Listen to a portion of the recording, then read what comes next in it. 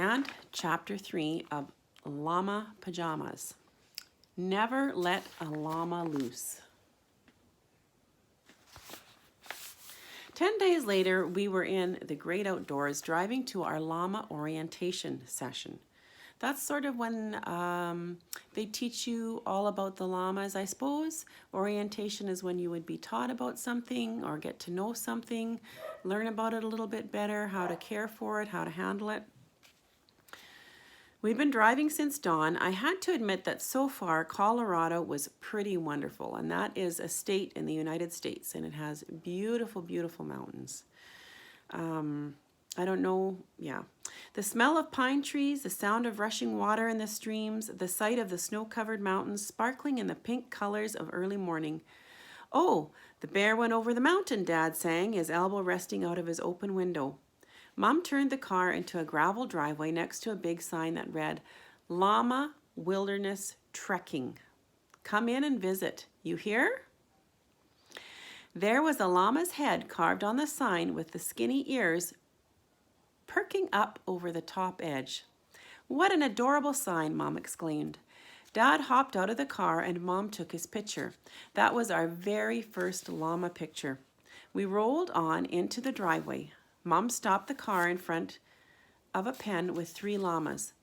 "Oh, they're big," she whispered, astonished. And my mom doesn't astonish easily. A man dressed in a plaid shirt and jeans came out of the shed. "Mr. Youngston?" Dad asked, holding out his hand. I started to crawl out of Gray Mouse, our car.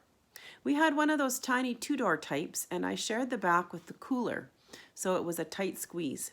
I emerged as the man said, "Nope, I'm Gary. I'm handling the orientation session this morning." I liked him immediately. Maybe it was his hair. He had a thin strand of hair braided down his neck in a rat's tail. Mom waved her hand at the roof rack, which was almost as big as our entire car. "Our hiking supplies are up there when it's time to pack." We spent evenings together getting ready. Actually, Dad and I had dried fruit and bacon for 10 whole days. The house sure smelled tasty. Gary looked up at our huge roof carrier and back at my parents with a half smile on his face. "Oh, I'll just give you the panniers when we're done here. Those are the packs the llamas carry. You can organize them tonight in your motel." So a pannier is a French word. P-A-N-I-E-R-S, and I have panniers on my bike, and they go on the back of my bike, and they carry supplies or whatever you need to put in there. So a pannier would go over either side of the llama, and it would hold the supplies that they would need. Now come and meet the llamas.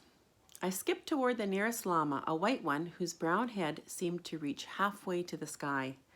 Gary showed me a barrel of grain in the shed and let me scoop up a double handful. Then he steered me outside and taught me how to feed the llama. Keep your fingers flat. So you want to keep your hand flat like that and not curl up because they could nibble your fingers. So that this way they would just, scoop the grain off and your fingers would be safe. The llama's lips felt soft and dry on my palms. His ears looked so cuddly that when he finished eating, I reached up to stroke them. The animal narrowed his eyes at me, then snaked his long neck sideways, right away from my hand. "Llamas don't like having their heads touched," Gary explained. "Do they spit?" I asked, climbing up the fence so that I could rest my elbows on top. "Depends," Gary answered. "Some people raise llamas as pets, thinking they are cuddly and cute. And they are, for a while. But llamas are herd animals. And pet llamas seem to think of their humans as part of the herd. So when the males mature at about 3 years old, they like to establish their place in the herd. So boys and girls, even though this is a fiction story, it's trying to teach you and educate you, right? So it just taught you something there. Can you tell me what that is? That llamas are, that's right, herd animals. And the males are mature at 3 years old, right? And they have to establish their place in the herd. That means they want to know who's boss. They start taking on the male humans in the family, knocking them around and maybe biting their ears a bit and spitting. Dad covered one of his ears. Ouch! That would hurt. Now, our llamas are raised as work animals and therefore don't think of humans as part of their herd, Gary said, so they don't push us around.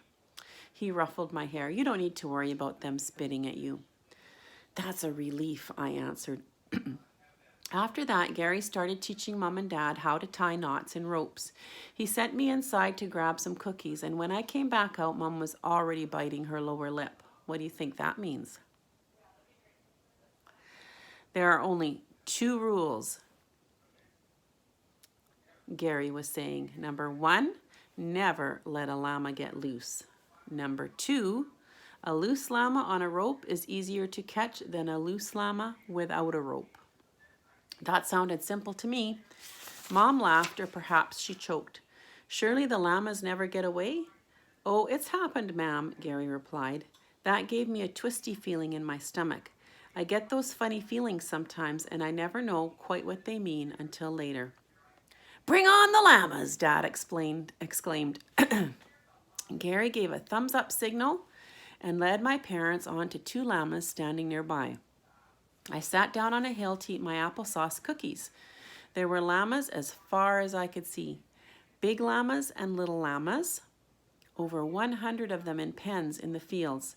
I stretched out in the grass. Too bad I couldn't play a computer game.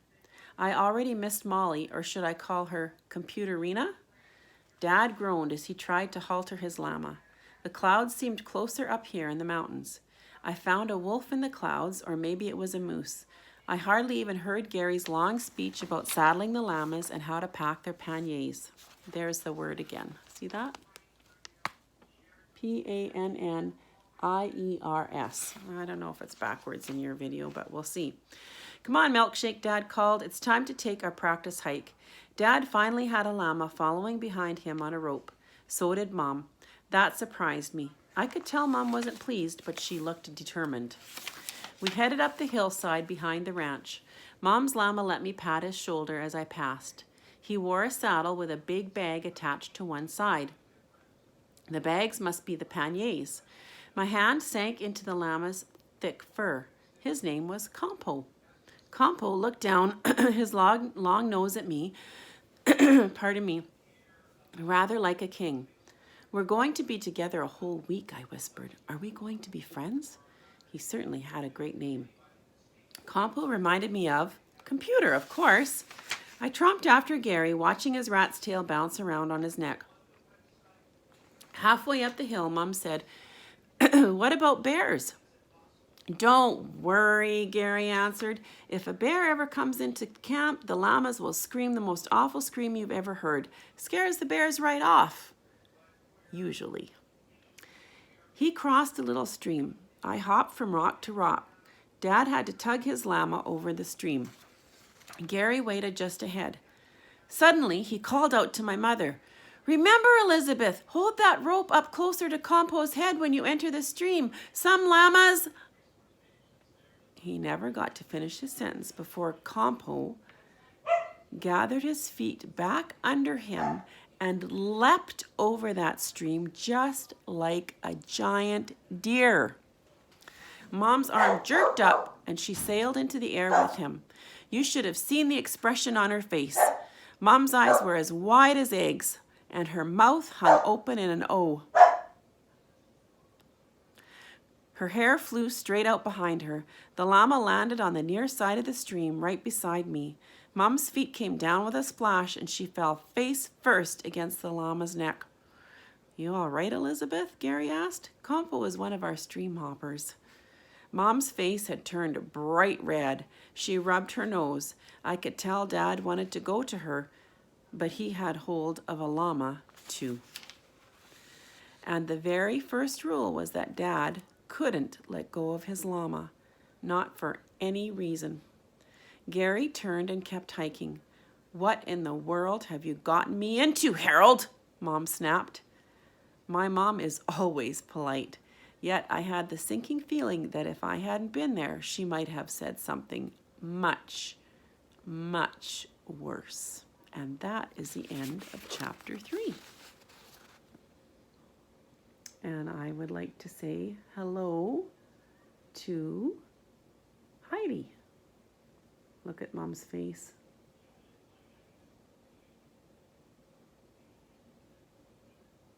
He's a stream hopper, all right. And we'll see you for chapter 4. Take care.